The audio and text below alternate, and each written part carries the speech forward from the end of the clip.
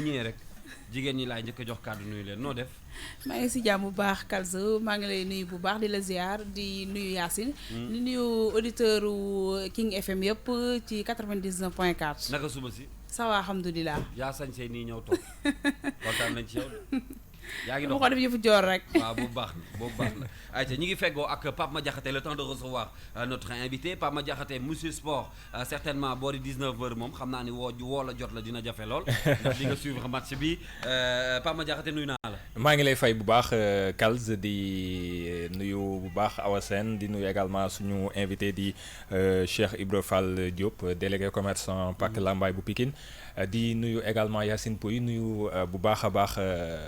bépp auditeur ak internet bu rajo King FM nuyu également le grand Dissa de retour di leen nuyu bu baax a baax di am mbégte encore une fois jàkkaarloog yow fii ci 9-11 ci King FM.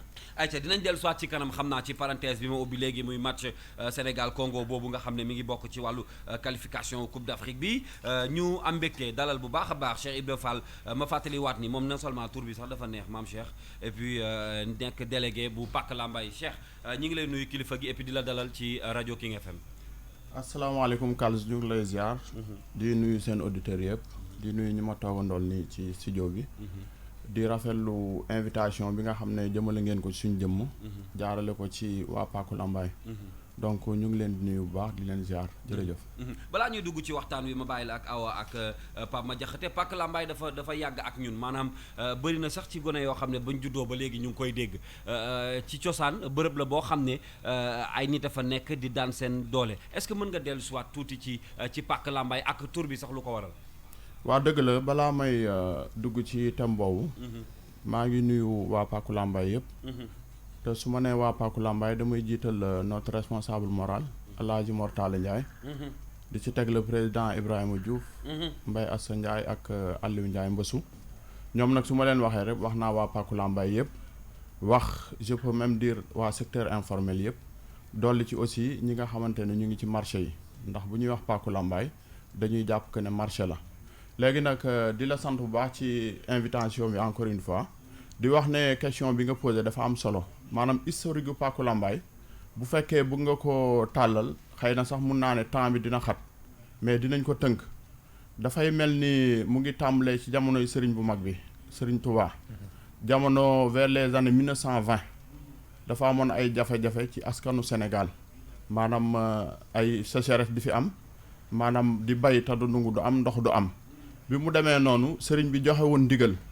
daal ne képp koo xam ne yaa ngi fii te gisatuloo loo xam ne nii war nga cee mun a sukkandiku pour dundal sa njaboot mën ngaa dem ci réew taax yi bi ñuy wax nag jamono yooyu réew taax yi xam nga y avait les 4 communes mooy Saint-Louis du Rufisque di Dakar ak je crois di Saint-Louis Rufisque Dakar donc ci communes yi la ñu bokk ak Gorée donc ci communes yooyu sëriñ bi joxe woon ndigal ne képp koo xam ne nii rek mën ngaa dem daani sa doole nga daani sa doole ñëw dundalaat sa njaboot donc loolu mooy sos Pàcc Lambaye boo déggee nag ñu ne pàcc toujours souvent dañ ciy teg Lambaye même bu fekkee ne am na yeneen pàcc yoo xam ne nii du ay Lambaye ñoo ciy nekk wala ay bool ndax njàmbur yi ñu ngi ci saalum yi ñu ngi ci pàcc yi mais toujours est-il que rek maanaam Lambaye dafa jiitu.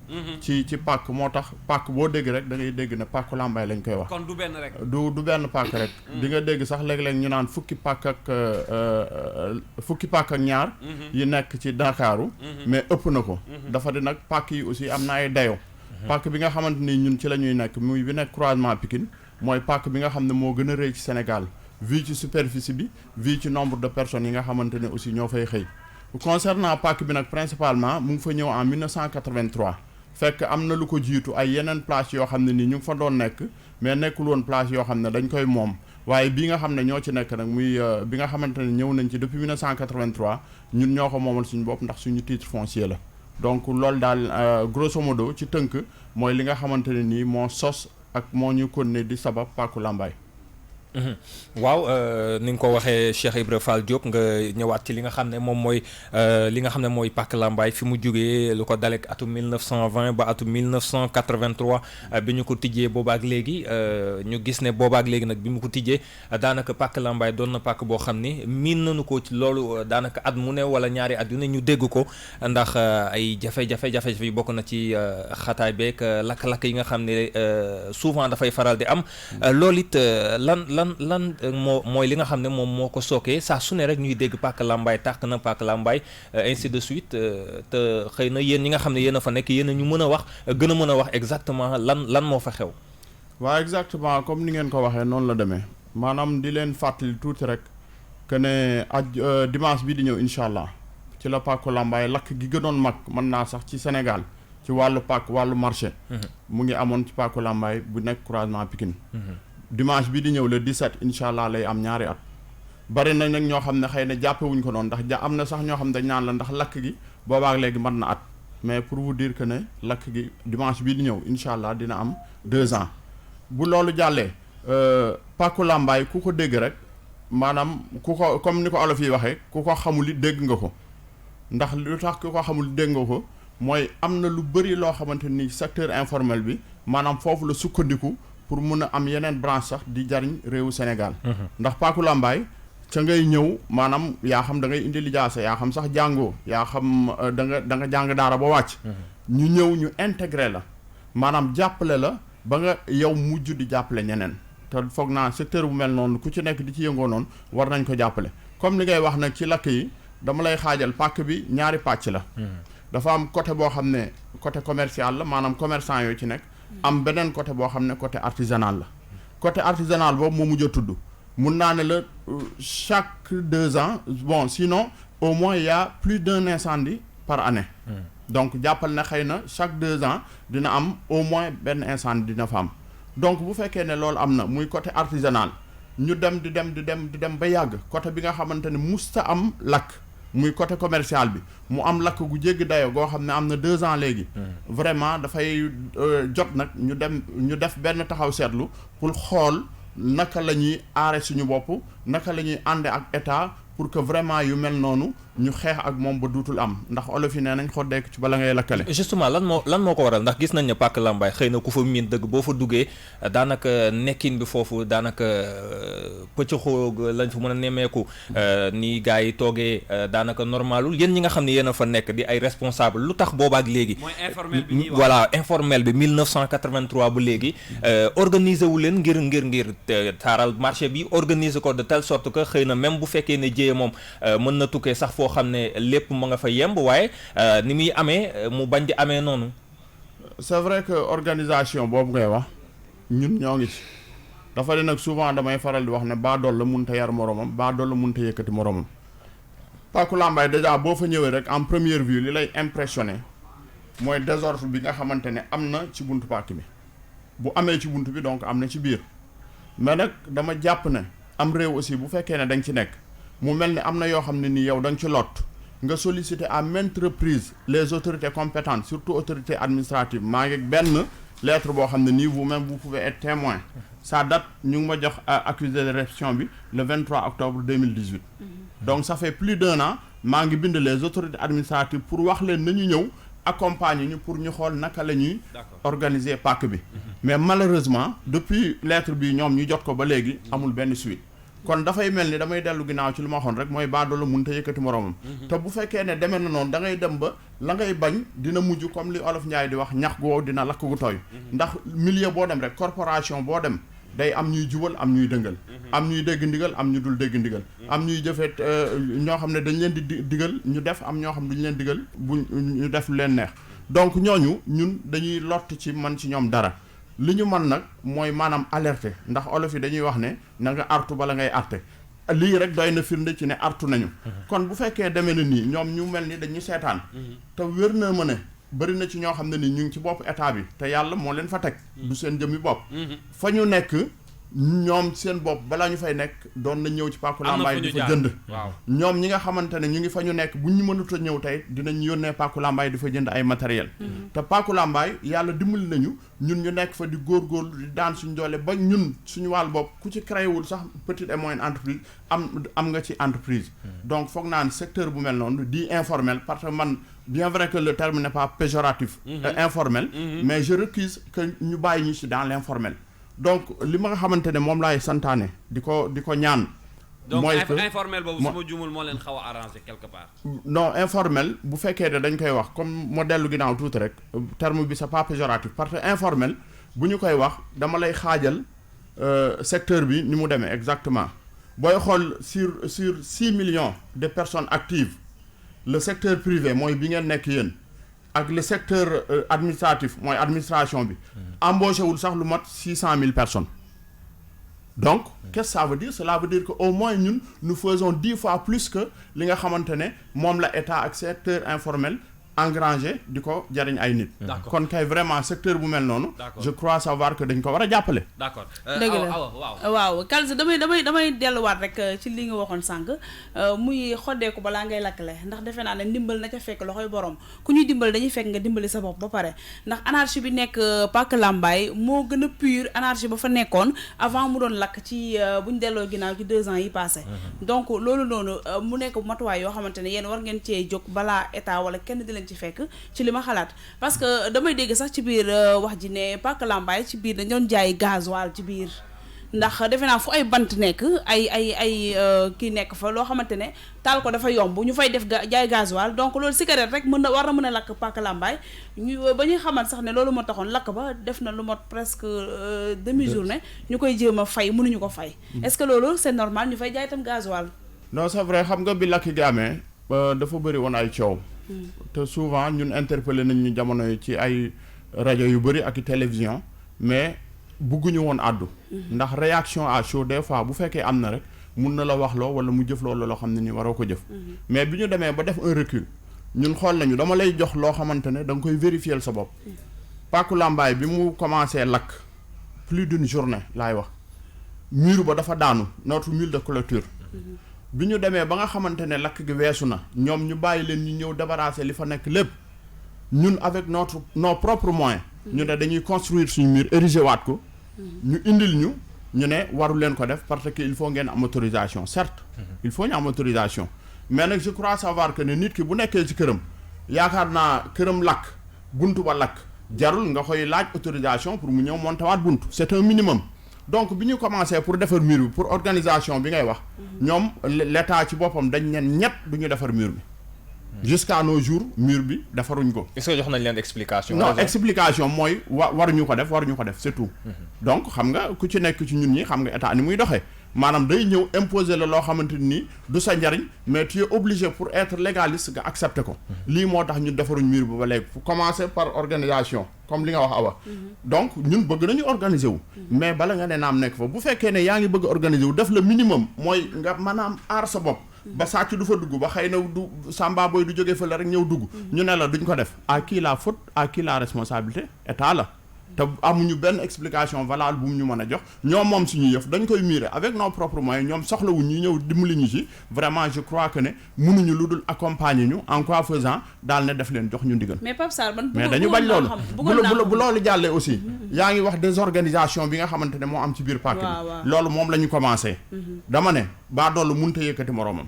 te fépp foo fekk kuy gàmm di nga fa fekk kuy raas déem am na fa heureusement que ne ñiy gàmm ñoo ëpp ñuy raas déem mais ñi nga xamante ne ñooy raas déem boo jógoon jub ci moom bu ngeen amee problème dañ naan la yow waroo fajal sa bopp pourtant ñun ay délégué lañu dañ ñu fa teg mais nag am na ci ñoo xam ne nii nga jot a jut seen bopp la nga leen di wax duñ ko dégg bul teg ci yoon wi dañuy teg ci yoon wi bul déplacer lii dañ koy déplacer bu boobaa nag ki nga xamante ne moo ñu boole yilif muy état bu ñu demee jublu ci moom bu boobaa day def la sourde oreille bala yi am ñu daal di ñëw commencer di def seen défilé.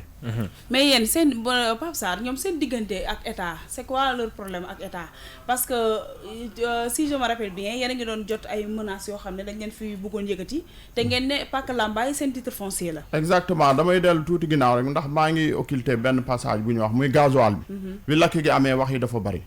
ñun musu ñoo jaay gasoil xam nga lu tax li la koy won rek mooy foo xamante ne yow xam nga risque bi la fa mën a fekk indi woo fa courant pour ma wax la périmètre Paku Lambaye amul courant courant bi fi mu am mooy ci bunt bi te dañ ko alimenter pour suñuy jàkka jeex na mais amul benn installation électrique boo xam ne am na ci biir parc bi kon nous sommes conscients du danger bi nga xam ne nii mun nañu gerte bu ñu fa dugaloon courant mais à fortiori nga dugal fa gasoil li may faral di gasoil bi ñuy wax amu fa excuse-moi daguma la mais bu ñu leen di dégg ngeen di tenir ay discours jëm ci ñi nekk Paku Lambaye à chaque fois li Sénégalais yi wala ñenn ñi sax di xalaat mooy li ngeen di gën a défendre mooy seen ay intérêt personnel c'est-à-dire que du ngeen sóoraale par exemple jéyee bi nga xam ne nemmeeku nañ ko fa muy lakk te bëri ci ay parc wala ay marché yu bëri yu muy am ci Sénégal bu ngeen di wax da ngeen di xaw a fàtte tuuti li leen nit ñi di bàyyi loo xel muy jéye yi mën a am mais tout le temps li ngeen di gën di wax surtout boo wàccee sur le terrain ñi nga fay fekk dañuy daan suñu doole nañu bàyyi ñu liggéey mu mel ni foofu intérêt personnel bi rek mooy feeñ. non c'est-à-dire boo ko gisee intérêt personnel Kals dafay jooyantu dañ ko war a jooyanti parce que aussi commencé ko ci yow moom ba ci man mii ak keneen ku mu mën a nekk je crois fi nga nekk li ngay jiital mooy loo xamante ne nii di nga ci mën a ànd ak nit pour liggéey jariñ sa askan kon intérêt personnel mënul am foofu bu fekkoon ne intérêt personnel la rek ñun dañuy boobu fa ñu nekk ku ñëw duñ la ubbil mais dama wax un peu plus tôt que ne ñun fi ñu nekk ay nit dañu fay fekk quelle que soit leur qualification ñu jàppale leen ba ñooñu di wëlbatiku di jàppale ñeneen boo déggee nag ñu naan day am na ñu koy wax ñun bokk ñu si ñun dañuy daan suñ doole bien sûr mais nag fi ñuy daane suñ doole ñoo ko moom kon je crois savoir que ne ñoom waruñu am beneen regard négatif boo xam ne nii am na ci waa Paku Lambaye lu dul que fi ñu nekk ñoom ñoo ko moom ils sont légalement là-bas te fi ñu nekk noonu ni ñu fay liggéeyee amul benn liggéey boo xam ne nii dëppoo ñàkk naa dëppoo ak yoon ba ñun ñu war ñu faa mun a indil benn jafe-jafe. mais seen titre foncier bi ñoom ñoo ko moom que seen titre foncier la. loolu laa bëggoon nga gën a leeral. non suñ titre foncier la loolu moom ñoom xam nañ ko bu njëkk nag même autorités yi fa doon ñëw. di def ay menaces da ngeen fay jógee nangam ñoom fekk na lu bari dañ ko umpale mais bi ñu demee ba brandir leen suñu papier yi nga xam ne nii.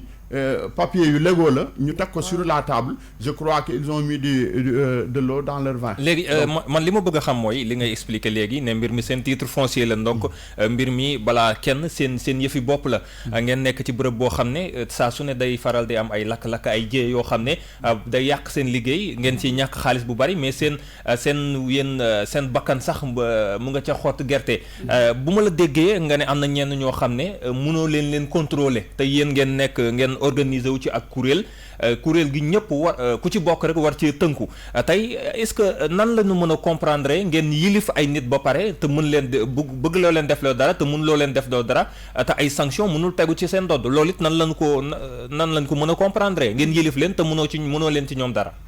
xam nga dafa am baat bu am solo boo xam tubaab da ko wax mën naa ne sax loi mooy nul n'a le droit de se faire justice maanaam kenn warta mun a saafaraal boppam.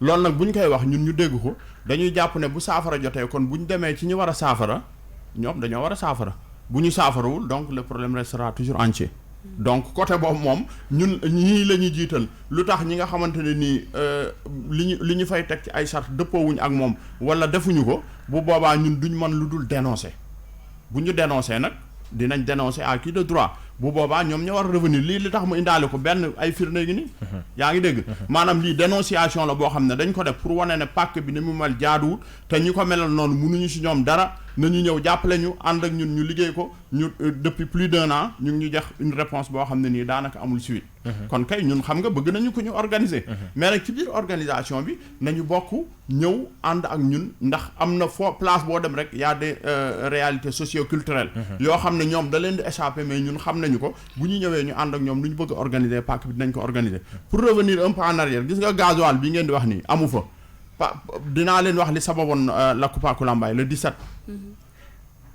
pàkk bi dafa dendoon ak benn dépôt boo xamante ne nii am na un certain politicien boo xam ne moo ko fa defoon te ba mu koy occupé fi mu occupé daf ko occupé illégalement ndax bi ñu defee réunion ne ko ban titre nga am pour occuper fii génnewul benn kayit donc ils étaient en complicité avec l'État et la mairie de la ville de Pikine mu installé foofu kooku noonu ba mu demee ba installé foofu bi lakk gi amee te am na ñu ne lakk ga ci moom la jógee ndax dañ fa doon suude te amoon na fa ay flux de carburant yoo xam ne ñoom dépôt lañ ko defoon illégal parce que am na ñoo xam ne noonu la ñu organiser distribution carburant bi mais moom daf ko fa déposé woon illégalement kon buñ nee lakk ga am nañu ko wax ne foofa ci côté boobu la jógee du neex a weddi kooko ba lakk ga amee nee na perte na plusieurs centaines de millions moomee dédommagé nañ ko te biñ ko dédommagé quelques jours lañ ci teg mu migré dem vers le parti au pouvoir ñun nag waxuñu politique dañuy constater rek les faits donc bi mu demee noonu ñun ñi nga xamante ne ñoo fa nekkoon lakkale plus d'1,5 milliard amul fistin wanaa koppar boo xam ne jox nañ ñu ko lu dul jamono yooya ñu doon menacé de nous dégager du lieu. est-ce que gasoil bi mu fa nekkee yéen boole woon ngeen ko. non gasoil bi mu fa nekkee mooy toujours on revient en arrière. parce que boo nee da ngay dénoncer yow dénoncer rek nga mën ki nga xamante ne moo war a saafara bu fekkee ñëwul saafara mais da ngay dem est-ce que di ko forcer ne ko ñëwal te booy dénoncer da ngay dem boo les autorités administratives commençant par le préfet.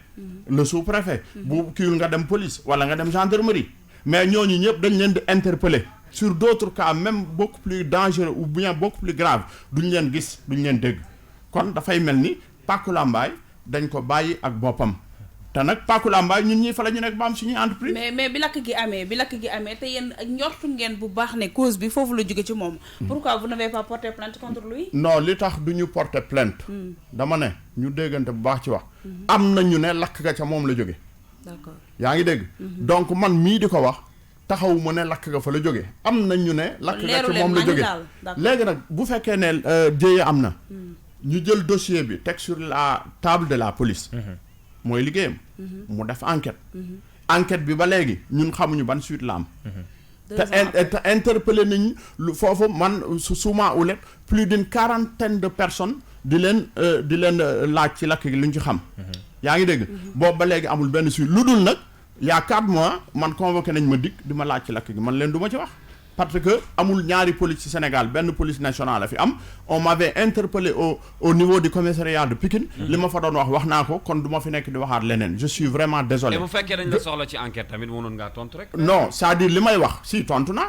vous n'avez pas bien entendu tontu naa dama ne la ma doon tontu naa ko police su Pikine te ñaari police amu fi bu ngeen leen approché woo police Pikine dinañ leen jox dossier bi. man li ma leen di bëgg a laaj des fois mooy lakk yooyu ñuy faral di dégg ci pàkk yi est-ce que sincèrement jotul nag fi mu nekk nii ngeen jëlal seen bopp seen ay matukaay ba mu jeex maanaam bu mënul ñàkk sax mu wàññeeku voilà mu wàññeeku. non mu wàññeeku c'est-à-dire fi nga ngeen jël seen ay responsabilités au fait. bien sûr fi nga nekk 33 ans. waaw 83 je crois. ba 34 ans. ba 2018.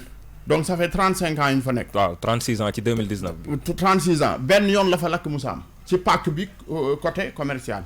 mais côté artisanal mën naa leen tous les 2 ans day lakk day am. justement lan moo ko waral léegi très bien lakk bi loo gis rek lu yëngu am na lu ko yëngal. te la yëngu la ko yëngal la ko ëpp doole. maanaam li nga xamante ne mooy indi lakk bi côté artisanal li ci ëpp court-circuit la man maa la ko wax. parce que lakk bu amee ñett rek ngay xalaat di nga ne pyromane mën na fa jaar jafal dem yoonam. mun nga ne négligence humaine maanaam ñi fa nekk mun nañu taal fourneau bàyyi ko fa. mu lakk ou bien court-circuit. court-circuit boobu justement fa laa bëgg ñu taxaw ci tuuti. gis nañu ne dans la plupart des marchés xëy na Pàkk Lambaay mucc ci installation électrique clandestine yi plutôt dañ ko fay nemmeeku loolu it yéen ñi nga xam ne yéen a nekk ci marché bi est-ce que yoon la tamit ngeen di seetaan loolu muy am ndax xam nañu ne ay bant ngeen di jëfandikoo te bant lu ko taal dafa yomb. donc installation électrique yooyu nga xam ne dañ koy branché lante ñeen yéen seen biir ñu koy bàyyi ba muy indi jëye yu toll noonu loolu it poñ la boo xam ne xëy na yéen aussi xaw ngeen ci seetaan. waaw c'est-à-dire foofu installation yi la responsabilité est partagée entre ñi nga xam ne ñooy jël police d'abonnement yi muy usagers yi. ak ñi nga xamante ne ñooy joxe police d'abonnement bi muy Senelec. parce que dañuy wax il faut faire la part des choses entre branchement clandestin ak branchement anarchique. clandestin nit ki mën na koo def sax fekk day jëlee courant bi ca poto ba du fay dara. mooy il est dans la clandestinité. ki nga xamante ne mu ngi nekk dans l'anarchie mooy ki nga xam ne fekk na un certain Lamp Fall am na compteur am na police d'abonnement. mu ñëw mu maasal ko mu maasal keneen ainsi de suite. mais foofu damay interpeller Senelec toujours ma wax ko. parce que Senelec wér na leen muy yow di man. boo fayul sa facture courant à temps réel mu coupé la. wax dëgg yàlla kay comme mu ngi def lu mu man pour jot xaalisam war naa def nu mu man pour distribuer légalement l'électricité. maanaam te loolu en quoi faisant yomb na.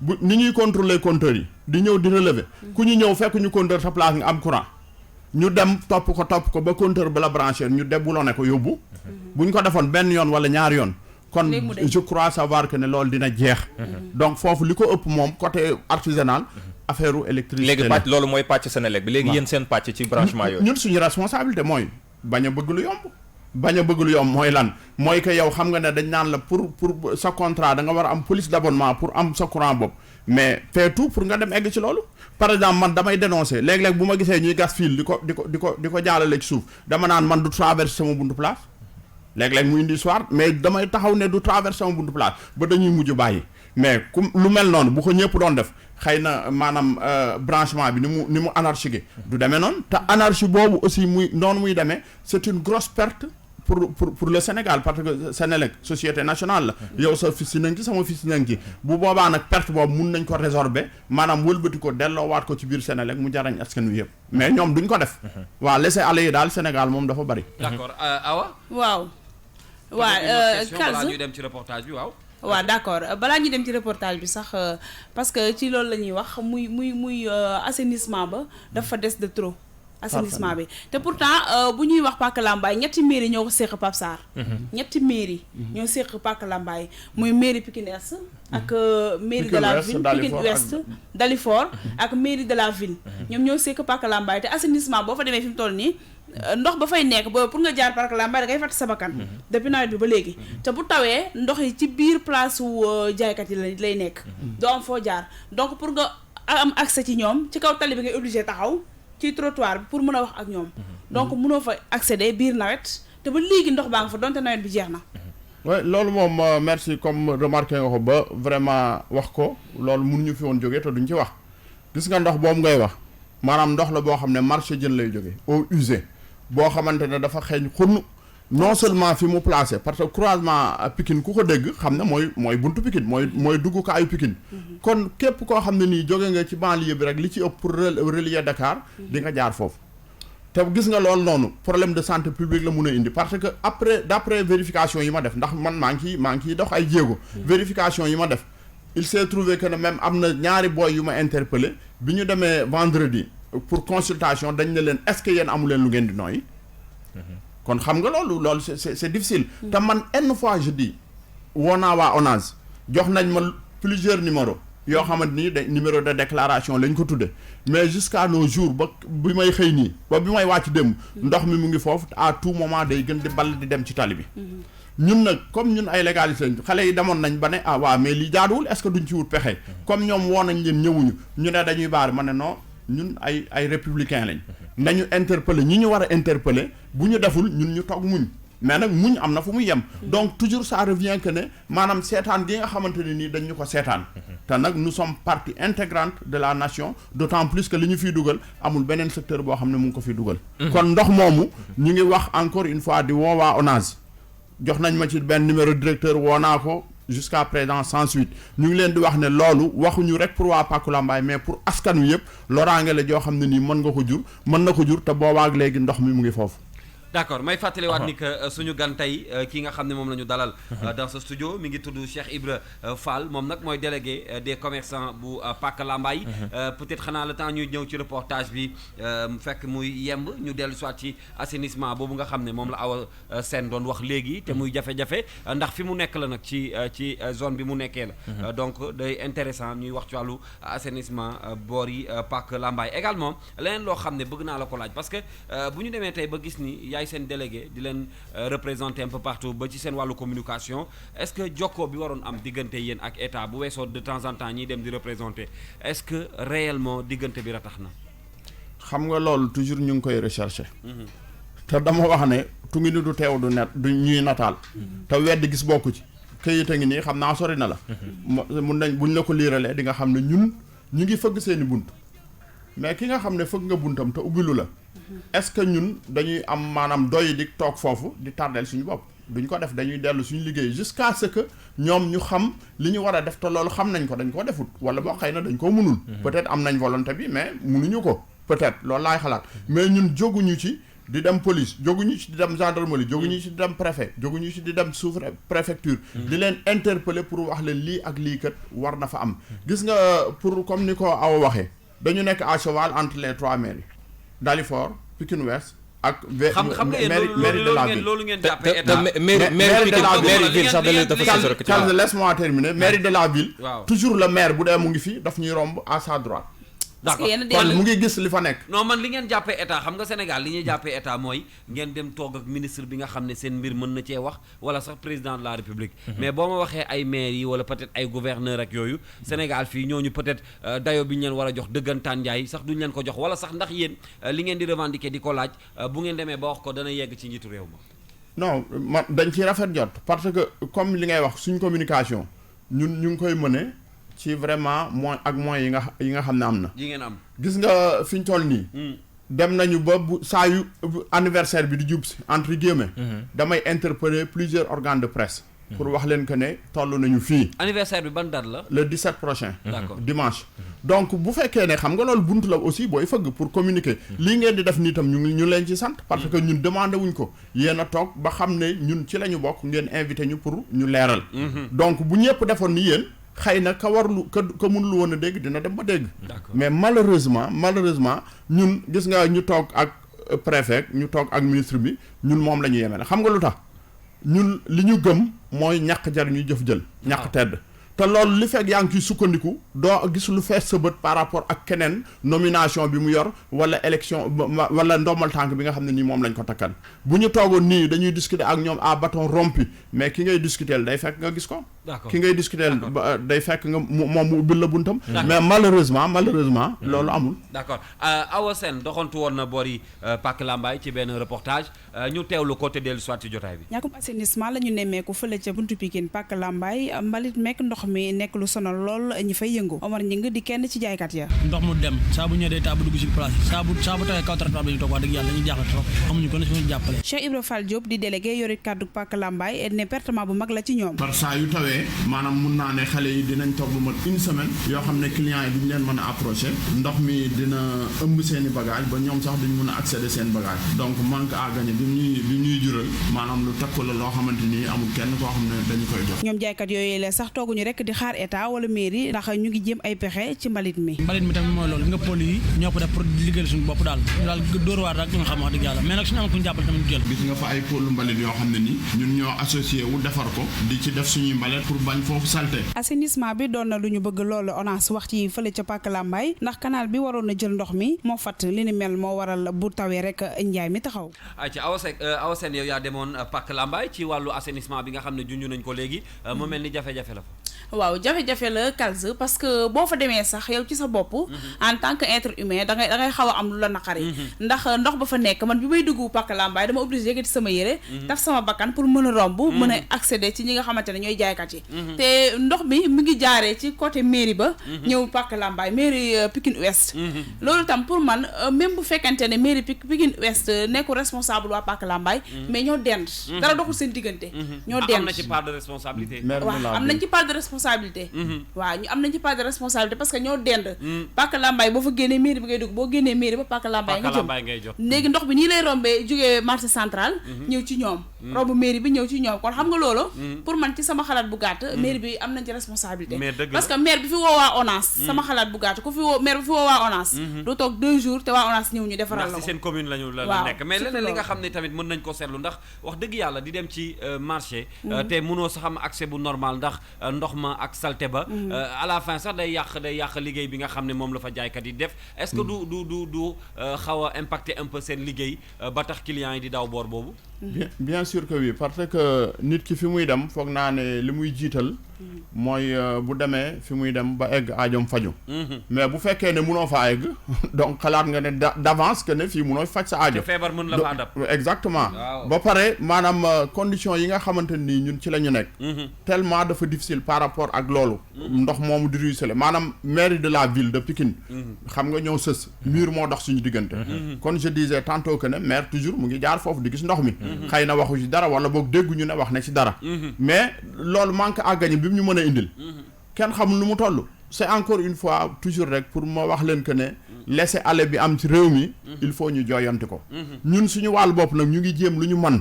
mais am na foo xam ne mënoo fa egg dimanche dañu engager une équipe pour fay ko pour ñoom ñu ñëw éradiquer problème bi malheureusement bi ñu demee ba fi ñu mën a yem dañ ne vraiment fii ONAS rek moo fi mun a intervenir parce que amuñu moyen ñun pour dagg tali amuñu moyen pour jënd 10 longueurs de 250 tuyaux loo xam ne nii ça va te coûter des millions am nañu volonté bi mais vraiment amuñu moyen waaw donc foofu la suñu loxo yam de ce fait que ne manque à gagner bi nga xam ne mu ngi ñu koy jural ak feebar yi nga xamante ne nii war mun nañu ko indil te du ñun rek de même kiy romb am na ñoo xam ne dañuy am des maladies pulmonaires bu ñu ko noyyee mën na leen a topp ñu jekki-jekki tëdd te du ñu xam ne sax côté Paku Lambaye lañ ko jëlee donc danger bi moom c'est un danger boo xam ne nii vraiment war nañ ci mën a unir les forces qu'il faut pour éradiquer ce problème là sinon ça reste entier mi ñu fa yónni woon sax xam naa dina fa gëj nag waaw dootuñu ko yónnee dañ koy bàyyi ba ci kanam waaw alors tey jii situation bi ni mu nekkee yéen a ngi wax côté bi wàllum lakk côté bee ci wàllum assainissement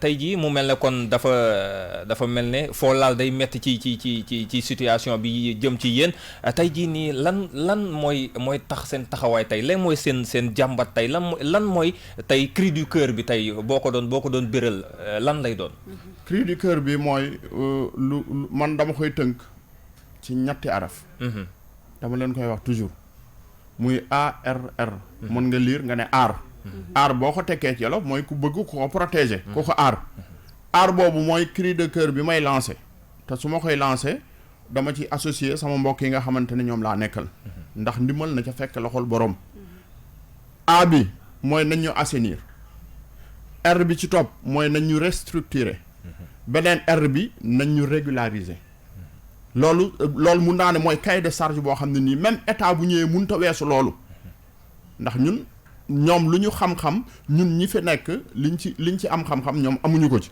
ñoom seeni bureau la ñu xam ak xëy na kayit ba ñuy bind mais ñun li nga xamante ñoo koy vivre sur le terrain aar boobu lañ soxla muy ARR loolu bu fekkee ne am na te nekkul parce que damay wax ne man dama fi teewal rek Paku Lambaye secteur informel bépp laa fi teewal souvent loolu laay wax parce que booy fàttaliku am na lakk bu amoon marché Tilène marché Sandaga amoon na lakk Petersen amoon na lakk marché Rufisque amoon na lakk mais HLM ainsi de suite mais ba kañ te pourtant saa yu amee ay milliards ñoo fay tàkk te milliards yooyu doomu réew mi ñoo ko moom te Petersen amaat na récemment voilà récemment te nag maanaam autonomie nit maanaam indépendance doomu aadama mu ngi commencé ci li mu am mu koy saytul boppam di ko protéger boppam mais tant que laisser aller yooyu maanaam seetaan googu amu fi du ñu jóg ci di nekk dans la dépendance des pays européens. tey yaa ngi wax régularisation ci aar bi est-ce que tey noppi ngeen pour ñu formaliser leen. nga yéen ñu ngi wax sànq informel nga ne dafa péjoratif. tey est-ce que yéen noppi ngeen. pour ñu formaliser leen ngeen jóge ci informel dugg ci formel. mais bien sûr parce que jóge ci informel dem ci formel. mooy tax ngay mun a accéder ci yenn yi. dama lay jox benn exemple. ñun commerçant yi ñun les entrepreneurs ñun la suñu xaalis nekk ci banque yi. mais fi ñu toll nii man mii di wax ak su ma bëggoon prêter banque yow mi le salarié yaa koy gën a am ci yow lay gën a gaawee. qu'est-ce que ça veut dire mooy que ñun suñu xaalis mooy fay état bi moo nekk ci banque yi mais bu ñu soxlaa leb sax duñ ñu lebal parce que li ñu lay njëkk a indil mooy garantie te garantie bi gën mooy bi ñuy couper à la source. moo leen gënal te ñun malheureusement amuñu loolu bien vrai que ñun ñoo leen di fay. kon xoolal parallélisme boobu nga gis que ne dafay mel ni ñàkk a tolloole am na ci diggante boobu te pourtant. ñun suñu wàll boobu bu ñu régulariser dugal ñu ci formel bi xam nga lan la ñuy jural day jural entrée maanaam financière bu am solo ci réew mi ndax xam nga lu tax saa yu ñuy fayloo kenn muy fay 1 million bu ñu fayloo fukk ku nekk di fay 200,000 du 2 millions te bu boobaa ku nekk da nga ciy gis sa bopp te bu boobaa ku nekk dina oyof ci yow mais li ngeen di wax nii maanaam muy même sur impôt ñun dañuy wax naan da ngeen di fay patente nangam ñun li ñuy fay ëpp na patente xam nga patente impôt direct la mais impôt indirect yi ñuy fay suma téléphone damay fay TVA suma courant damay fay TVA suma ndox damay fay TVA te loolu lépp am na ci pàkk ba ñu ngi koy utiliser aussi suñu petite et moyenne entreprise yi donc loolu foog naa pour restructurer ko ba pare régulariser ko loolu jafewul mais il faut une volonté politique te cette volonté politique là ba léegi dafa nasax ci réew mi depuis les indépendances donc loolu war nañ ci waxante maanaam waxante gi mooy ñu toog entre gentleman ñu ne nañu def lii ba trouver une solution un consensus boo xam ne ku ne di nga ci gis sa bopp te bu boobaa sëll du yooyu giiru dem ak neen waaye Pape Sarr man ma gis ne rek comme côté assainissement bi yéen a ngi xaar à chaque fois yéen a ngi xaar ONAS mbaa ngeen di xaar mairie te kenn ci ñoom deful ci benn réaction ci sama xalaat est-ce que du ngeen jóg booloo demal seen bopp auprès du maire wax seen soxla ci assainissement bi wa ilaa ngeen dem bureau ONAS jàkkaarloog le directeur wax li nga xamante ne mooy seen soxla parce que problème bu ndox boobu ni mu nekkee defe naa ne du yéen seen bopp yéen a mën a jóg saafara ko seen bopp yaakaaruma ko ONAS moom mi nga xamante ne moo fa def tuyau yi moo ci war a mën dara. mais j'espère que ak votre canal maanaam occasion bi ngeen ñu may nii ba ñu dénoncer ko. à vive voix. je crois savoir que ne ñoom am nañu ñu ciy dégg wala ñu leen di déglul. je crois que dinañ jël benn décision pour saafara loolu. li ngeen li ñu bokk war a xam nag ci ñun suñu sacerdoce maanaam li nga xamante ni ñun ci la ñuy sukkandiku mooy liggéey maandu jaamu yàlla souvent dama koy wax mooy LMD bi ñu jël transplanté ko ci université yi. foofa licence la maîtrise ak doctorat. ñun nag LMD boobu mooy liggéey maandu jaamu yàlla ku nekk ci loolu doo am jotu dem ci buntu maire wala buntu quelle que soit l'autorité di dem di fëgg di xaar mu lay recevoir.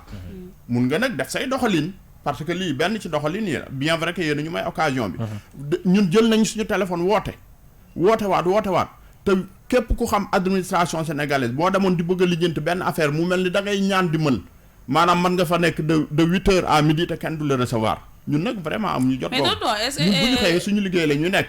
bu ñu dara fekkee rek dinañ jaar fi ñu war a jaar pour dénoncer ko. attendant que solution am. mais nag munoo dem wañaar loxo nit ki ne ko ñëwal defal ma lii. wala ñëwal déboucher ma lii ñoom xam nañ ko ñoo la ko gën a xam. li ñu war a def nañ ñëw def ko. c'est tout même ñun nous sommes prêts à nous engager bu amee des peut-être une implication financière ñu ànd ceeg ñoom ñu defar ko. parce que ça va de notre santé. ak ñi fay jaar. Pape Sarr loolu est-ce que tamit benn côté nekkul rëy de en deuxième lieu tamit bu fekk Sénégal fii xam nañ lépp lu muy demee fii boo toogee di woote sa téléphone di woo yaa xam maire la même président sax boo ko doon woo xëy na li ngay bëgg di nga ko yéex a am mais déplacement bi nga xamante ne yéen mën ngeen mën a booloo yéen waa Pàcc Lambaye dem gis ko xam nga. non xam nga moo gën a gaaw xam nga parce que tamit ngeen toog ba ñenn ñi di ci feebar am ci ay problème pulmonaire ak ñi fay ak dolli ci ñi fay jaar yemul ci ñun rek gis nga le problème nekkul rëy dama la wax ma ne la dafa am foo xam ne boo fa tolloo maanaam jamono moom ñett ci am rek digle tere ak ndogalu yàlla buñ la digalee nga def mën nga am li nga bëgg buñ la teree nga bàyyi aussi mën nga am li nga bëgg mais nag suñu borom bu dogalee da ngay nungu man dama jàpp que ne donte yàlla bay sa tool dama jàpp que ne maanaam seetaan bi moo tax ñun duñu am courage sax pour jóg mais firndee ngi nii yéen tam firndee ngi nii dama yor këyit goo xam ne dañ koy bind noir sur blanc les paroles sont mots mais les écrits restent mu ngi nii te boobaak léegi am na at kon xam nga ñun interpellé lañ léegi nag ki nga interpellé ñëwul c'est pas bi ñu koy def délégation lañ def composé de 7 personnes dem déposer ko sur leur table jusqu'à présent amul suite est-ce que dañuy continuer dem di fa fëggaat ah non vraiment on est désolé du ñu def loolu man fenn lay jeexalee rek ci benn question ñu gis ne loolu moom dafa ñeel sax commerçant yi de façon générale muy wàllum assurance léeg-léeg lu bëri bu amee jéey ay lakk ak ñoomin seen perte yi daanaka day bëri loolu gars yi dañuy jàmbat naan ay millions la ñu ñàkk waaye bu ñu xoolee ba ci biir day mel ne wàllum assurance ñu bëri ci yéen duñu ko rëddee loolu it lan nga ciy wax loolu xam nga affaire assurance loolu problème la boo xam ne c'est un problème entier parce que exemple bi ma lay jox mooy sa oto da nga koy yor fii yàlla tere mu def choc nga topp assurance 100 ans 4 dimanche di la jox fii sin wanaa koppar la ca tege mooy ñun milieu bi nga xamante ni ci lañ nekk désorganisation bi fa nekk tax na amul benn assurance boo mun a engagé mu ñëw daal ne day participer pour assurer la amul parce que aussi assurance moom investissement la rek fi muy dugal wala fi muy dugg dafay yaakaar a gagné mais du dugg foo xam ne nii bu tayee bu ko assuré tey bu subaa mu lakk quand même donc loolu dafay alors débat la boo xam ne mën nañ koo waxtaanee fii ba suba ndax am na solo lool ak Pàcc Lambaye ak li mu ëmb yëpp incha allah dimanche ci anniversaire bi suñu ndaw dina fa teew ngir ànd ak yéen ci bés boobu daanaka waxtu yu ñu cërale woon nag ci actualité commenté jëm tey ci mbirum Pàcc Lambaye jeex na xëy na balaa ñoo tàggatoo rek ñu bàyyi Cheikh Ibra kàddu gu mujj gi ak ñi ñuy déglu waaw xanaa di leen sant rek ak xëy na sama anglais soriwul mais foog naa king mooy roi. ci wol mooy buur. kon dama leen di ñaanal rajo King FM bi dem ba nekk buur rajo yëpp. allahumma amiin. bu loolu jàllee aussi vraiment di gis ne yéen a ngi participer à l' effort national. effort national mooy fekk nit ki fi mu nekk. nga seet ci lan lay sukkandiku. ak lan mooy ay jafe-jafem pour que mu wax ko xëy na ki ko war a dégg ko. ci biir dégg googu nag ñu ngi jàpp que ne di ci yaakaar saafara par votre biais. la cay tege mooy di sant vraiment bépp commerçant. di sant bépp entrepreneur. di sant ñëpp ñoo xam ne nii ñu ngi ci marché yi. di jànkoonteeg ak i jafe-jafe. di leen wax ne nañu gën a jàppaloo. parce que bu ñu jàppaloo ñun ñoo yor réew mi administration yoru réew mi secteur privé yoru réew mi. te foog naa ne bu fekkee ne ñun au moins 90% de la population active ci ñun la ñu nekk. buñ ñu dimbaliwul tam ñun ñu seet nu ñu dimbalee suñu bopp. vraiment di leen sant di leen gërëm. di leen wax ne moom fii suñu kër la saa yu ngeen ñu soxlaa rek incha allah. dinañ ñëw ànd ak yéen. jërë ngeen jëf. bu soobee yàlla jërëjëf ñu ngi lay gërëm bu baax a baax Cheikh Ibra Dioye moom mooy délégué des commerçants bu Pàcc Lambaye. waxtaan waa ngi woon noonu diggante Cheikh Ibra ak Pape Madiakhaté ak Awa donc Awa Sène jërëjëf ci ànd bi ñu àndoon ak yow ci pàcc bu njëkk bi ci waxtaan wi nga xam ne moom la ñu seexoon. jërëjëf Kals jërëjëf Pape Sarr jërëjëf Cheikh Ibra Fall Diop mi ndax disponibilité bi mu am ñëw wuyu suñu ci rajo bi. di nuyu di jaajëfal it auditeur u King FM yëpp ak ñuy déglu ak ñi koy seetaan ñëpp ci internet bi ñu ngi leen di jaajëfal bu baax mais di nuyu tamit koo xamante ne Pàcc Lambaye la nekk. ñu xam ko ci Bàcc Seras numéro 2 muy Omar Ñing ndax moom ba ma demee moom laa njëkk a waxal ci Pàcc Lambaye mu jox ma chaise ma toog am ouverture wax ak man ci lu bari ba boole ma ak Cheikh Ibra Fall Diop ma koy jaajëfal bu baax a baax a baax ci disponibilité bi yàlla na yàlla dolli jàmm. jërëjëf di nuyu waa Pàcc Lambaye bu baax yow aussi dinañ la retrouver ci suñu yeneen édition ci wàllu reportage kii nga xam ne yaa ngi ci Pape Madiakhaté yow tu vas rester avec nous. Tout à l'heure dinañu rejoindre également Dissa Préra pour parler éventuellement du sport parce que ça nous intéresse. Tout à fait. On va marquer une pause musicale, le temps de revenir. Suivez-nous sur notre site web www.kingfm.sn. ayca Omar Baye Pène ak supporter c'est un titre boo xam ne bu ñu ko déggee rek suñu xel ci match lay dem déjà dit ça en premier. mais aussi ci gagné lay dem dañuy bëgg am victoire. man Amara Traoré la may fàttali. di la nuyu d'abord Kals di nuyu auditeurs yi ak internautes yi. tu as raison depuis un certain temps. mbaa yëg naa benn xam nga ni yëg naa benn affaire ci yow. mbaa jàmm dégg naa ailier bu baax nga. ah en tout cas daal. dégg naa. ailier gauche nga de. ah gauche laa boobu xaw ma nag waaw gauche noonu dégg naa. dégg naa buy mën day mën waaye buy tële day tële. nee na ma grand bi daal. ailier gauche la. ah en tout cas daal bu déparé nii ci aile bi. kenn du ko téye. man na xam nga man. ay jamonoy Abidou Pelé laa xam. ay jamonoy Moser. ay jamonoy Chris Waddle. jamono yooyu bi Marseille di jël coupe d'Europe en 93. je me rappelle que le gardien là. il avait 19 ans. comment il s'appelle Fabien Barthez avait 19 ans. c'était le gardien. yow dama lay tëggal man temps amoon na karaw. il était chevelu. yow ak ñoom grand Ablaye Fofana laay boobu. ngeen football loolu dina neex. ak ñoom Amara. loolu dina neex. Pape Sarr maa ngi lay nuyu. maa ngi lay fay bu baax Kals maa ngi lay fay Dissa Préra Kals mi nekk sama xel moo tax. nuyu bu baax Dissa Préra nuyu c'est vrai que diñ jógee gàmmu gi ba léegi ñu ngi gisante. maa ngi koy tooñ naan ko da ngaa leere ci gàmmu gi. sëñ bi Dissa. voilà sëñ bi Dissa. waaw. voilà di ko nuyu bu baax a baax. ayca dañuy waxtaanee tàggat yaram man nag. li ma gën a intéressé ci match bi xam naa ni sax dañuy gagné tey ce soir. loolu moom incha allah am nañu équipe bu baax ñaari xibaar yi ma dégg. benn bi sax dañ ko gis Yacine moom la ñuy wan léegi ci écran bi ngeen gis ko. photo bi ñu def ci ticket yi nga xam ne. mooy conception wu ticket. match Sénégal wala Congo Sénégal Congo. parce que Sénégal mooy dalal Congo tey. mais ci Congo bi ñu bind ci ticket yi te ñu def ko ci affiche yi ñu def ci internet bi. bokkul ak drapeau wu dëkk bi ñuy football. léegi nag man dama leen a bëgg a laaj rek tout simplement. loolu ci lan la bokk. bon xëy na Pape su ma ko mayee man moom vraiment. je pense que c'est erreur yu mel nii c'est pas à faire. mi ngi mel ni nga tudd Dissa Préra. ñu tegal la ci photo Lamine Diatta. voilà man je pense que voilà c'est pas des erreurs à faire à ce niveau de responsabilité ou à ce niveau d'organisation ñëpp xam nañ différence Congo Brazzaville ak Congo Kinshasa. boo ko fàttee nga fàttali ko dëkku Mobutu Zaïre xam nga ne Zaïre bokk la Congo. ñoom ban lañu teg nii pour ñoom Zaïre la ñu teg. RDC. mooy RDC. te Brazzaville beneen bi la ñuy waaw mais donc je trouve que c'est à la limite c'est pas je vais pas dire le mot incompétent parce que les gars ils vont dire des choses assez méchantes. légèreté. c'est une légèreté. càggante. voilà exactement mooy càggante. à ne pas faire à ce niveau là. Bon, maintenant, je pense que ce genre d'erreur-là, ça date pas d'aujourd'hui, souvent dans les correspondances de la fédération ou dans différentes, en tout cas dans la communication généralement de la fédération.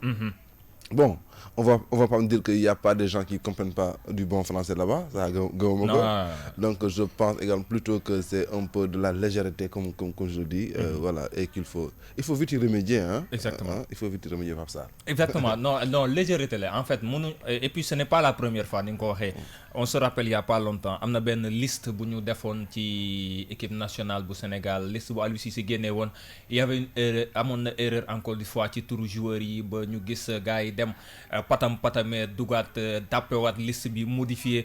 En fait ay mbir la yoo xam ne à ce niveau du professionnalisme waruñu koy nemmeeku, c'est même pas, mais en fait, niveau là, c'est irrespectueux. Est-ce que c'est au niveau de la fédération? Non, ci fédération la mais ñi koy defar xam nga fédération dafa am ay pàcc ku ci nekk am na loo xam ne yaa ko war a def. Ñi nga xam ne ñoom ñooy def conception billet yi di ci def drapeau yi amaana ki nga xam ne moom moo ko doon def xëy na moom moo xamul drapeau moo ràññeetlewul ñaari Congo yi. En fait c'est comme ça qu'il faut le dire.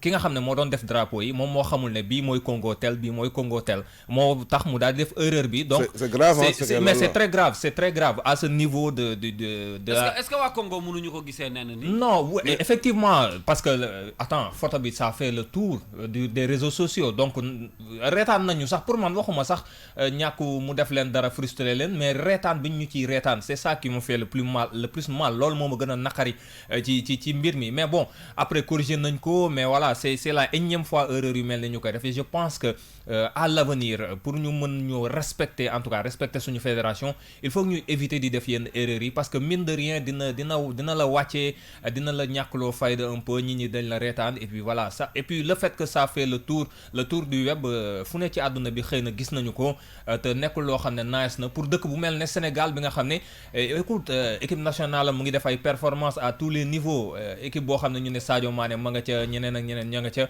ñu gis fédération di def ay erreurs yu mel nii. Bon voilà, il faut que ñu jug ci taxaw, ñu éviter en tout cas muy répété wu. Match bu tay bi dafa am enjeu wala amul? Ah oui, am na enjeu parce que c'est début éliminatoire Coupe d'Afrique la bu 2021 bi war a am Cameroun. Coupe d'Afrique bi weesu ñu demoon ci ba final. Première journée souvent day am solo ci compétition, dugg ci compétition rawatina ak éliminatoire, ndax dalay may benn entame bu baax, dalay may benn confiance aussi bu am solo. Et puis day may confiance également tax ba ñi nga xam ne ñooy say supporters daal di xam yow fan nga taxawee. Gis nañ saison bi mu tàmba ak bi mu reprendre ak léegi Sénégal na ci diggante bi benn match ginnaaw final bi contre Algérie, contre Brésil lañu jéewal, ñu def ci match nul boo xam ne ñëpp gis nañu ne Sénégal am na ci taxawaay bu am solo. Donc Congo faaw nga def ci taxawaay bu am solo, gagné ko parce que à domicile nga nekk d'abord, et puis nga préparer ce deuxième match bi contre Eswatini ngir mën a démarrer bu baax a baax. Sénégal comme ni mu ko tàmmee rek éliminatoire yi moom dafa war a teel a leer ne dañuy qualifier, comme ça ñu teel a noppal ñi teel a noppal population yi, parce que ñit ñi moom stress bi moom bëgguñu ci dara, nañ ñu teel a libérer rek, comme ça ñu teel a xam fu voilà ñu teel a xam fu ñuy taxawee. Alors 10 après là bi ñu sumbee waxtaan wi sànq maak yow avant ñuy dugg antenne maa ngi naan match bi dafa mel ni man dama am certitude ni dañuy ñëw rek gagné dem. Démb ma dégg ci xibaar yi ne wóorul sax Sadio Mané joué, mais stressé wul sax Sénégalais yi, c'est-à-dire que est-ce que di match dina moins important, je ne sais pas trop, mais ci biir waxtaan wi ñi ngi ak Père Abdoulaye Diaw. bëgg naa aussi ñu dellu si ci erreur boobu nga xam ne gis nañ ko ci ticket yi, jël beneen dëkk boo xam ne bokkul ak bi ñuy footballal def ko ci ticket yi ak support yi ñuy communiquer. Ça c'est pas bon. bëgg naa laaj ndax Père Abdoulaye Diaw ndax loolu mus naa am ci histoire football? waaw mus na am kay, ma nuyu leen. ma leen di Père ñu ngi lay fay. ma leen di nuyu. Am na sax bu gën a garaaw xam nga. ban la woon xam nga bi ci émission kii bi billet yi. gars yi dañu juum jël drapeau Congo Kinshasa. def ko ci place su Congo Brazzaville. gisoo man dama la jox di dàkkantelu ñaari Congo yi, dàkkantel bi moo di capitale bi. xam nga booy dégg RD Congo di dégg Congo kese, ñee RD Congo mooy ex-Zaïre, Congo kese mooy bu Brazzaville. Confusion bi dafay yomb. gis nga li fi mag ñi bàyyi woon. moo gën a leer, moom la ñuy wax naan li fi mag ñi bàyyi entretenir leen ko. Gis nga Congo Brazza ak Congo Kinshasa ni mu leere. Alors ci émission bi ñu jël drapeau Congo Kinshasa def ko ci place su Brazzaville. Bon ay frères lañu parce que gis nga boo demee ñi nekk Brazzaville dañuy seen ñi nekk Kinshasa. ça c'est vrai. dafa mel ne que Dakar ak Gorée. ça c'est da vrai ngay nekk Gorée.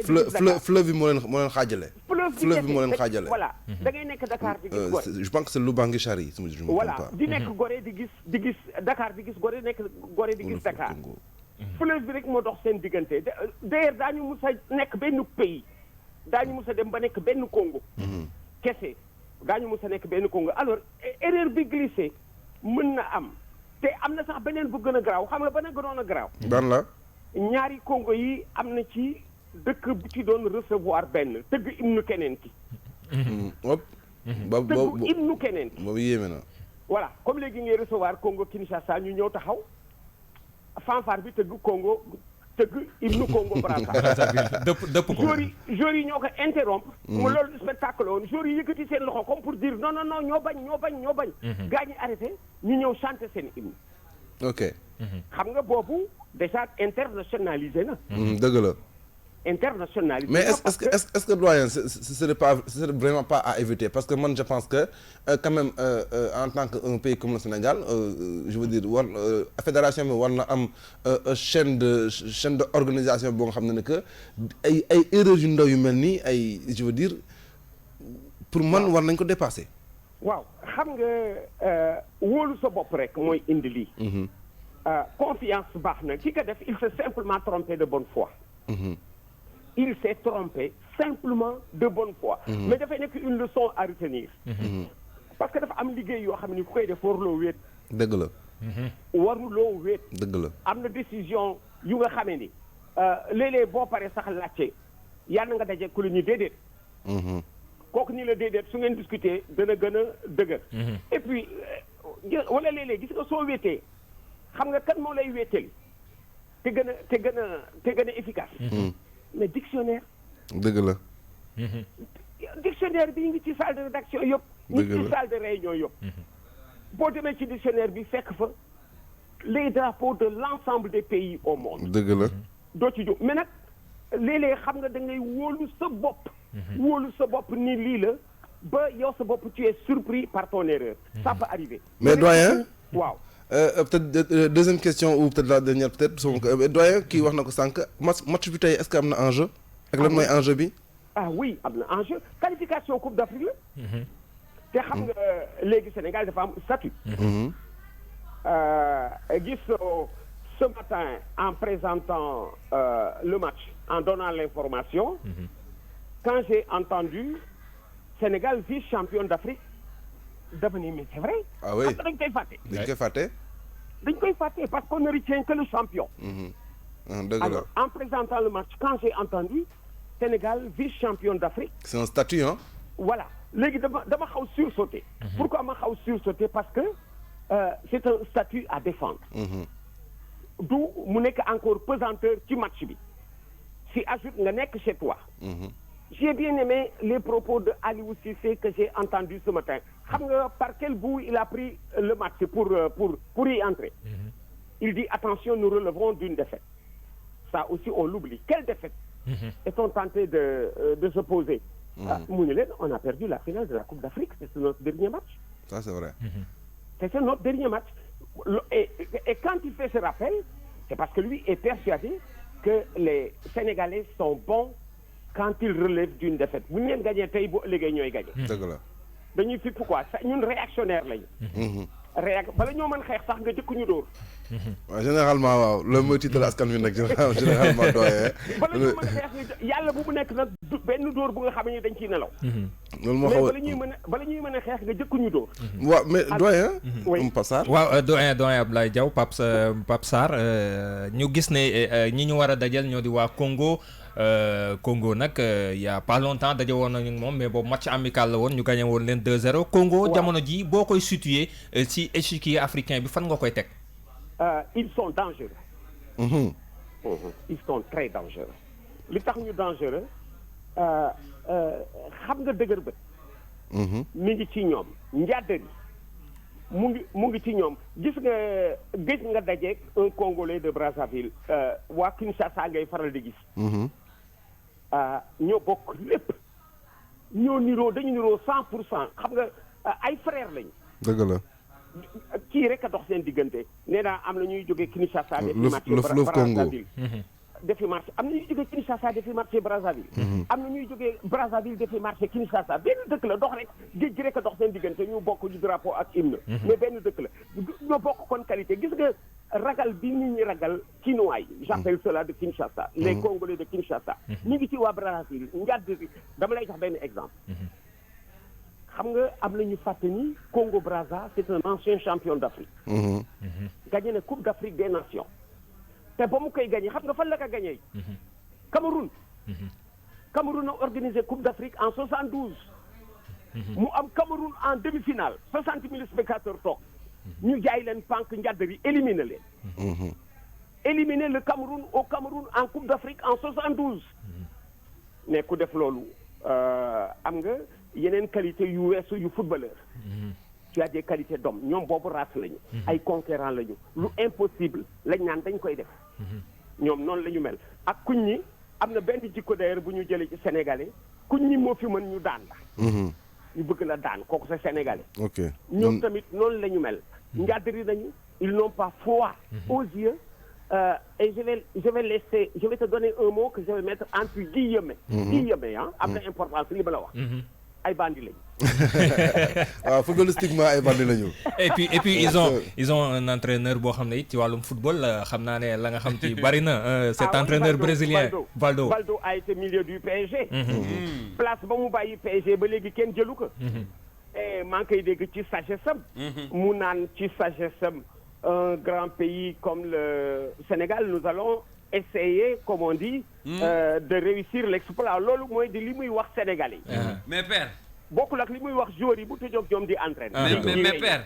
waaw xam nga lu ma bëggoon tey dama la koy ñaan en exclusivité ci King FM. waaw c'est-à-dire que man maa bëgg. xaw ma nag ndax di moo ko mayam déet. nga may ma coup d'envoi wu match tey Sénégal ak Congo bu arbitre bi sifflé coup d'envoi bi rek ci stade Lat Dior ba. moo may la coup d'envoi bi. waaw départ bi. waaw mais xam nga je vais te dire ceci. waaw. yéen mélomane ngeen. waaw. xam nga reporter luy musique am. waaw. c'est comme un reporter. c'est comme un danseur. c'est comme un chanteur. ndeysaan. un reporter un danseur ak un chanteur dafa am lu ñuy nekk. un danseur. bu déggee musique. waaw moo koy tex texaan. dëgg la. un chanteur. bu déggee musique mi ngi ci yoonu way bu yomb. waaw.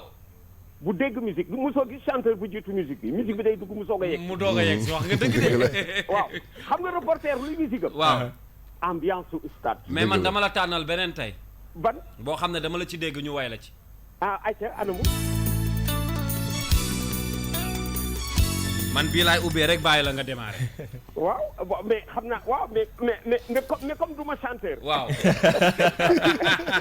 mais comme du ma chanteur. c'est que bugguma cee teg ambiance su stade. bugguma cee teg dara parce que j'ai envie d'entendre cette belle voix. waaw mais xam nga ambiance su stade. waaw. moo di quand tu entends public bi. waaw. yooxu yi di jóg ko wàcc. waaw. ñu naan la équipe yaa ngi dugg si nga dégg stade bi explosé. comme public buy duggee. waaw. ñun loolu dañ koy soxla moo ñuy wax loo. soo ko amulee rek dafay yëpp day fàtt. dëgg la de. waaw ambiance su gisoo man su ma daan reporter. ambiance su les biir duggee dama naan les émotions. voilà su biir duggee. ça emporte le reporter. ñun ambiance su stade moo di suñu musique. alors soo ko amee rek ambiance su stade nit ñi di yooxu. waaw nga dégg voix yi di délirer. alors à ce moment le reportage devient facile. c'est très difficile boo amul loolu. alors doyen match bi Sénégal ci sa gis-gis naka la ci war a duggee ndax dafa war a ñëw rek dès le début comme ñu bëri nañu yaakaaree taxañ ko fexe ba douter loolu le plus rapidement Congo wala comment nan lañ ci war a demee. d'abord respecter Congolais yi day respecter leen yomb na parce que buñ dee 23 moitié bandits à l'étranger. ci diggante Europe ak Afrique du Nord. parce que am nañu aussi ay footballeurs en Europe am nañ ko. d'ailleurs le gardien titulaire est en Angleterre. am nañ ko.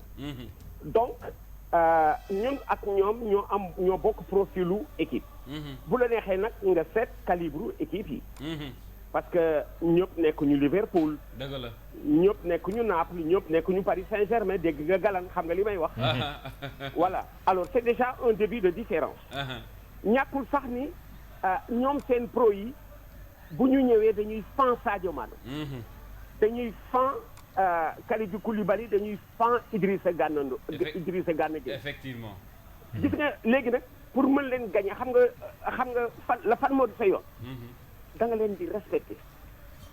da nga leen di respecter ba pare yow respecter sa bopp. yow ñoom boo leen respecter yow da ngay respecter sa bopp. respecter sa bopp moo di leen rester professionnel pur et dur. respecter leen. boo leen respecter rek mu nekk match bu yomb. effectivement. waaw boo leen bañ leen néewal bañ leen ñàkkal fayda. jox leen seen cër. jox leen seen cër. jeex na. soo leen joxee cër rek respecté leen ki nga leen di teel gagné bu yomb d'ailleurs ñoom bu ñu remarqué ni da nga leen respecté ils sont désarmés waaw parce que xam nga bu fekkee ni da nga affiché manque de respect da nga leen di motiver da nga leen di motiver dañ ñaan xam nga ñii dañu xeeb daal di su boobaa dañuy tibb ci seen biir doole mais boo leen respecté waaw saluer leen comme il se doit di wax ak ñoom comme ku war dajeeg tey jii Brésil su boobaa di nga leen di mën gagné bu yomb. heureusement que nous sommes en championnat. merci beaucoup. parce que xam nga pourquoi lu ma lay wax ci noonu. waaw nga ma demandé plus lu patient. qualification la du éliminatoire. d'accord dëgg la qualification parce que cette confusion là tubaab bi sax dañ koy def. dëgg la. tubaab yi làkk tubaab. waaw ci dàmpo dañ ciy juum. dañuy juum ci qualification ak éliminatoire xam nga éliminatoire moo di. su ngeen defee match aller retour comme léegi ni ñu amee Congo Brazza. waaw.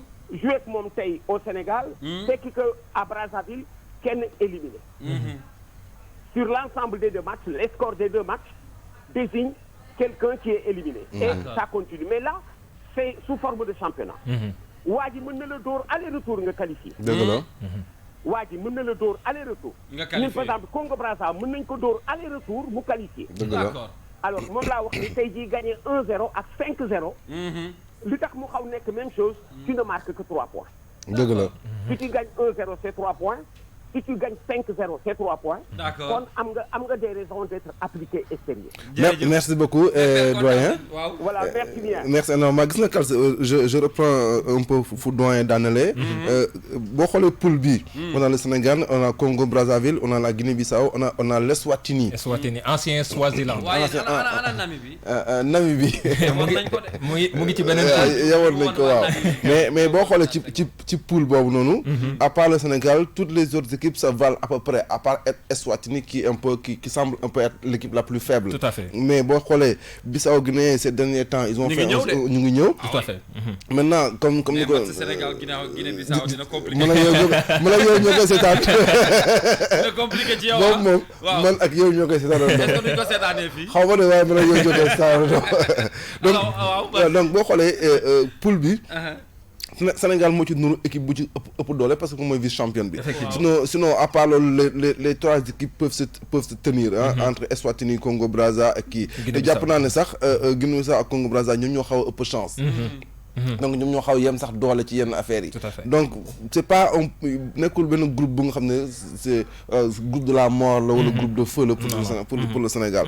et donc je m'inquiète wax nga ko sànq que pour man sax on peut mettre Sadio au repos. on peut mettre mën na dallu parce que Sadio quand même ça c'est pas un match de la mort quoi de la mort waxuma ne que nag on va gagner coûte que coûte yi mais ça va pas être compliqué avec plus de sérieux bu ñu def ci ticket yi tu comprends un peu on peut gagner. Voilà c'est pas donc qu'on puisse ñu mën a reposer benn Sadio Mané wala ay quelques cadres ci groupe bi je pense que c'est toujours bien. C'est également une occasion de ñu bees ñi. parce que beneen enjeu bi mooy.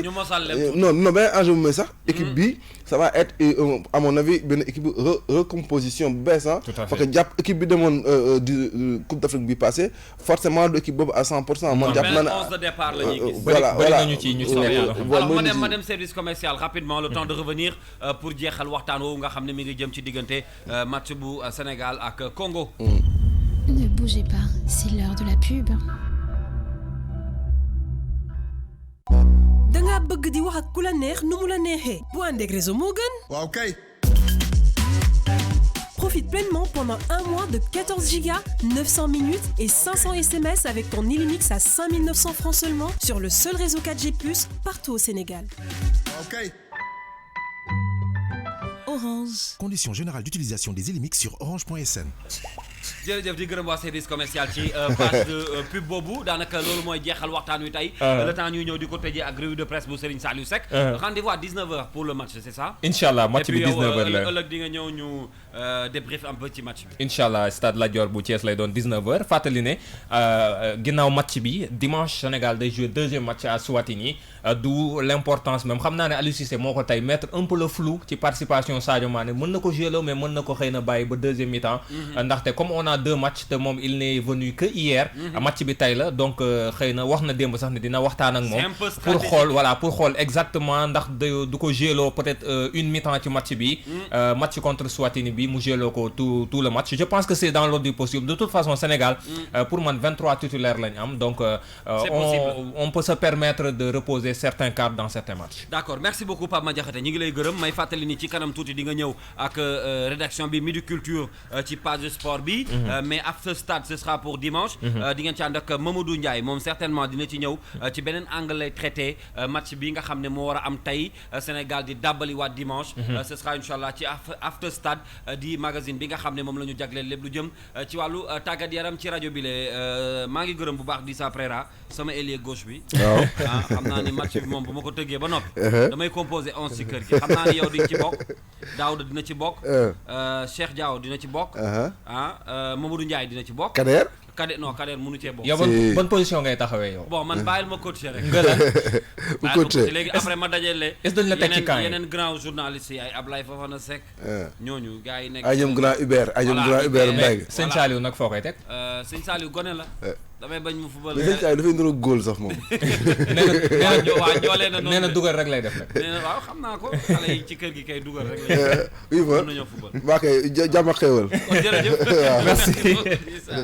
ñu ngi koy gërëm bu baax a baax dans quelques instants vous allez retrouver Larry Samb moom da leen di gunge ci King Feeling ak ay feelingam ak ay bagaasam donc ci kanam tuuti lay doon li yëkkati jotaay bi miin ngeen ko mooy revue de presse bu Serigne Saliou Seck moom laa leen di dégtal léegi bu ko defee nag ñu ñëw tàggatoo ak yéen bàyyi leen ngeen ànd fii ba 14h ak Larry Samb moom mu ñëw ak yéen non seulement ci sélection boo xam ne da leen di mën a gunge tranquillement ci seen liggéey mais ci seen bërëbu yi nga xam ne fa ngeen ne bëgg ko leen wéttali voilà moom nag bëgg-bëggam yépp mooy bëggal leen ba 14h aca tout de suite on va retrouver Serigne Saliou Seck pour sa revue de presse du jour et puis on se retrouve juste après. mboolem yéen kaay yi nu xëyandool ñoom ñëpp ku ci waxul ci bali fital yanu jàppe woon ca Pekes ak Pire wax nga ci bali fital yan doon tiire démb ca Touba wala nga wax ci dorog bu bëri bi dugg ci réewum Sénégal l'observateur moom ci dorog bu bëri bi nu jàppe woon la xëy di wax ubbil yéen kaay bi journal bi 15 angle corniche bi ne ñaari doomu Allemagne yi nu jàppe woon ci bateau bi fi yaboon dorog bu bëri bi bàyyi nañ leen ba nu dellu seenum réew niki talaata bi nu weesu doyen des juges moo def mbir mu ni mel liberté provisoire la leen njëkk a may gannaaw ba mu jox leen digal ne leen boo leen bëggee ñibbi dem leen ba tax mu sekk madame yooyee dem utali seenum réew di Allemagne yéenekaay bi yokku ci ne association de malfaiteurs lañ leen doon toppe di lëkkaloo di defi ñaawteef ak trafic